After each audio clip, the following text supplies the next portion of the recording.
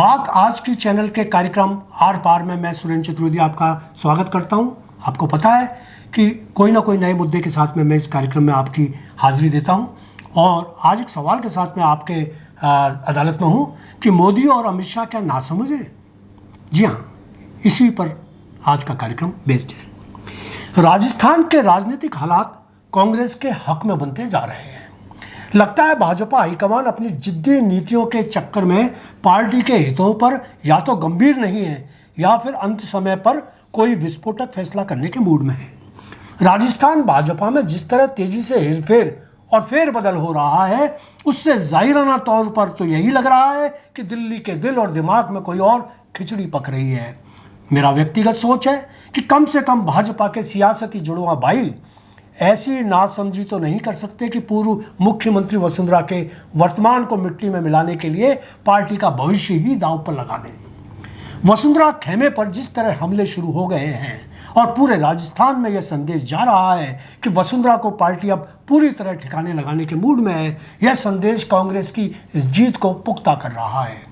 भाजपा के वरिष्ठ नेता कैलाश मेघवाल को पार्टी ने जो सजा सुनाई है वह तार्किक दृष्टि से भले ही उचित ठहराई जा रही है, मगर चुनाव से ठीक पूर्व यह फैसला समझदारी भरा तो नहीं कहा जाएगा।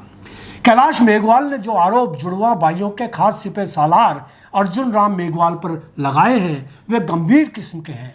उन पर महज इसलिए जांच न हो कि कैलाश जी ने सार्वजनिक तौर पर यह आरोप लगाए तो यह न्यायोचित नहीं होगा। कैलाश मेघवाल का यह कहना है कि उन्होंने इन आरोपों की पत्रावली हाईकमान को भिजवा दी थी, किंतु उस पर कोई कार्रवाई नहीं हुई, इसलिए उन्होंने सार्वजनिक तौर पर अर्जुन मेघवाल पर आरोप लगाए। चलिए यह भी मान लिया जाए कि कैलाश मेघवाल को आम सभा में ये आरोप साझा नहीं करने थे, तो अब हाईकमान को तो उन आरोपों की जांच करवाकर रिपोर्ट सार्वजनिक करनी चाहिए ताकि पार्टी के सम्मानित मंत्री अर्जुन मेघवाल की छवि निखरी हुई साबित हो सके, सिद्ध हो सके। बिना जांच के उनको क्लीन चिट देना कहां तक न्यायोचित होगा।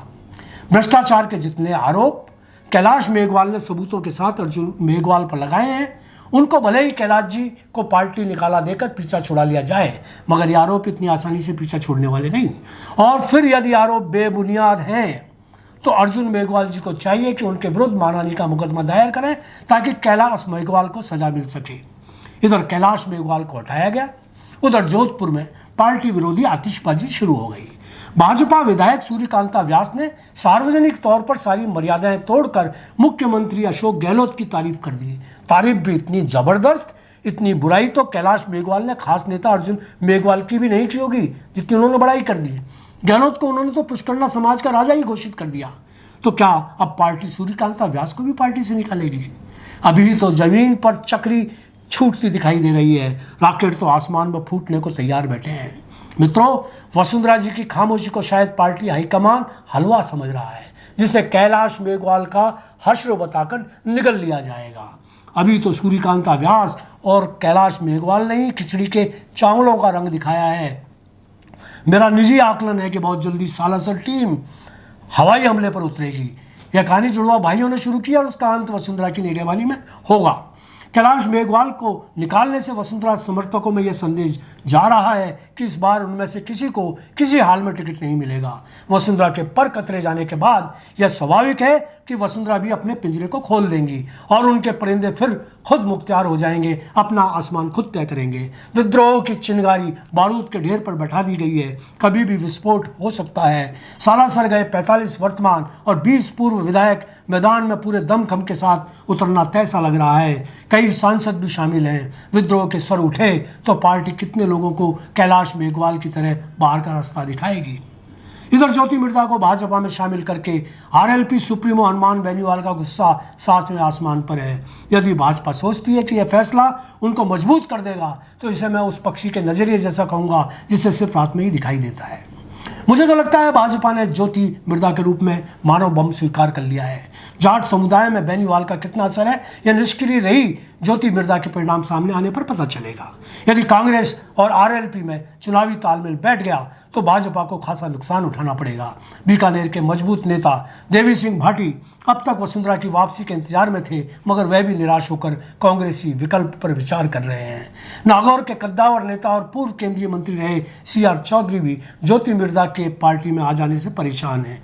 इस बार वे अजमेर की तरफ मुंह कर सकते हैं, क्योंकि वर्तमान सांसद भागीरथ चौधरी विधानसभा में जाने को तैयार बैठे हैं।